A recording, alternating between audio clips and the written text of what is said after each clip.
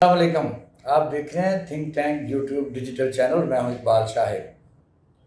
پاکستان میں اس وقت دائروں کا سفر جاری ہے. اس پر ہم بات کریں گے. دوسرا ایک بڑا زبردست مولانا نصیر الدین کا واقعہ بھی اس کے ساتھ ریلیٹ کریں گے. 26ویں آئینی ترمیم.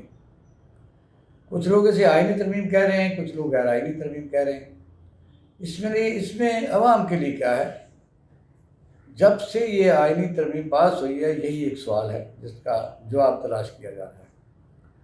لیکن آپ دیکھ رہے ہیں کہ یحییٰ افریدی صاحب کے بعد اب شیخ ابو منصور صاحب کا کیا بنے گا, جو سب سے سینئر تھے, اور پھر جسٹس منیر صاحب کا کیا وہ ریزائن کر جائیں گے؟ خبر یہی ہے کہ کوئی خاص اسپیشل ہی ہوگا. اس پر ہم بات کریں. سب سے پہلے تو یہ ہے کہ کئی دفعہ آپ نے دیکھا ہوگا کہ قومیں اور قوموں کے رہنما, جن کو لیڈران کہتے ہیں, پرماننٹ پالیسیاں بناتے ہیں. لیکن جن ملکوں کو کوئی اچھے رہنما نہیں ملتے, سب اسٹینڈرڈ سوچ کے لوگ ملتے ہیں, ذاتی مفادات کے تحت لوگ ملتے ہیں, وہ روزانہ ایک نیا منصوبہ بناتے ہیں, اور جب نئی حکومت آتی ہے تو وہ پرانی حکومت کے تمام منصوبوں کو بالکل ختم کر کے نئے سرے سے مکان کی تعمیر شروع کرتے ہیں. پاکستان کا آئین اس وقت تختہ مشق بنا ہوا ہے, اور آپ نے دیکھا کہ انڈیا نے تو دوسرے سال ہی آئین بنا لیا تھا, لیکن ہم 56 کے آئین تک پہنچے, اس کو بھی جس طریقے سے یوز کیا گیا. اور پھر ایوب خان صاحب آئے, آخر کار 1973 کا آئین جو متفقہ کہا جا سکتا ہے اور پاکستان کو نصیب ہوا. اس کے دوران بھی جو فوجی ڈکٹیٹر تھے وہ آئین کو تہس نہس کرتے ہوئے اقتدار پر قبضہ کرتے رہے, اور ضیاء الحق صاحب نے تو آئین کے متعلق کہا تھا کہ کاغذ تک پرزہ ہے, جب میں چاہوں اسے پھاڑ کے پھینک سکتا ہوں. کسی بھی ملک کا آئین اس کی توقیر اور عزت کا باعث ہوتا ہے. اس میں انسانی حقوق, عوام کے معاشرتی, سیاسی, معاشی اور ذاتی حقوق کا ذکر ہوتا ہے, ریاست کی فارمیشن کا ذکر ہوتا ہے, لوگوں کے حقوق اور فرائض کا ذکر ہوتا ہے, اور ریاست خاص طور پر اس میں جو بنیادی انسانی حقوق ہیں وہ درج ہوتے ہیں. کہ کسی بھی ریاست میں, پاکستان بھی ہو, تو اس میں تمام شہریوں کے لیے جائیداد خریدنے, انڈسٹری لگانے, جان و مال کا تحفظ, ایجوکیشن, ہیلتھ, سوشل سیکورٹی, تو دوسرے ملکوں میں یہ باقاعدہ گارنٹی کی جاتی ہے. لیکن آپ نے دیکھا کہ عوامی جو سوچ ہے یا عوامی رائے ہے اس کو کبھی بھی پذیرہ نہیں ملی, اور ہم مختصراً اسی پر رہیں گے کہ 26ویں آئینی ترمیم میں عوام کے لیے کیا ہے. اس وقت تقریباً 26 لاکھ جو مقدمات ہیں وہ لوئر جوڈیشری میں پینڈنگ ہیں, جس سے عام لوگ متاثر ہوتے ہیں.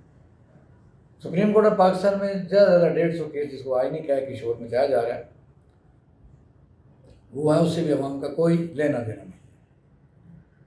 اب آپ دیکھ رہے ہیں کہ مہینے سے زیادہ ایٹ دی اینڈ اس قسم کی خوفناک ایکسرسائز کر کے اس کو پاس کروایا گیا, جو اس کو متفقہ اس لیے نہیں کہا جا سکتا کہ اس میں بڑے لوپ ہول ہیں. کل کو اگر چیلنج ہوتی ہے تو اس کا مستقبل کیا ہے, کیونکہ کے پی کے کی اس میں نمائندگی سینٹ میں نہیں ہے, اور مخصوص سیٹوں کی نمائندگی کے بغیر قومی اسمبلی بھی ادھوری ہے. اگر اس طاقت کی بات کوئی اور مس ایڈونچر ہوتا ہے یا ایڈونچر ہوتا ہے یا حکومت آتی ہے, تو پھر فیصلہ ادروائز بھی ہو سکتا ہے. اس پر آج صرف اتنے کہیں گے کہ ہم اس کو دعا کر سکتے ہیں, لیکن اس طرح حالات سنبھلنے میں پوری قوم تشویش کا اظہار کر رہی ہے کہ ایک میجر پورشن کو اس میں شامل نہیں کیا گیا. وجہ کوئی بھی ہو, جس طریقے سے بلڈوز کر کے اس کو بنایا گیا ہے, نافذ کیا گیا ہے, اور پھر سپریم کورٹ آف پاکستان بڑی دیر کی جدوجہد کے بعد کچھ آپ کہہ سکتے ہیں کہ غیر جانبدار ججز آئے تھے. اب پھر یہ وزیر اعظم پاکستان اور صدر مملکت اور جو کمیٹی پارلیمانی ہے وہ بھی ظاہر ہے سیاسی پارٹیوں کی ہوتی ہے اور سٹنگ گورنمنٹ کی ہوتی ہے, اور پھر جج سپریم کورٹ کے جو چیف جسٹس ہیں 3 سال کے لیے ہوں گے, وزیر اعظم 5 سال کے ہوگا. پہلے 3 جج اس دوڑ میں شامل رہیں گے, ہو سکتا ہے میں بھی بن جاؤں, اس لیے وہ کوئی عوامی فیصلہ نہیں کر سکیں گے.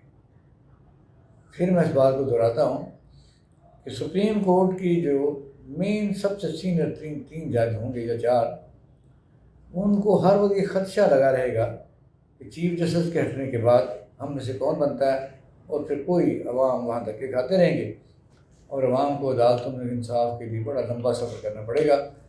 اور کئی دفعہ تو یہ بھی ہوگا کہ کچھ جج ڈرامہ بھی کریں گے، بلائیں گے حکومت کو کہ کیا کر رہی ہے، سیکٹری فوڈ کو بلائیں، سیکٹری ہیلتھ کو بلائیں، سیکٹری ہوم کو بلائیں، لیکن فیصلہ جو انہوں نے کرنا ہے وہ آزادی ان کے پاس نہیں ہے۔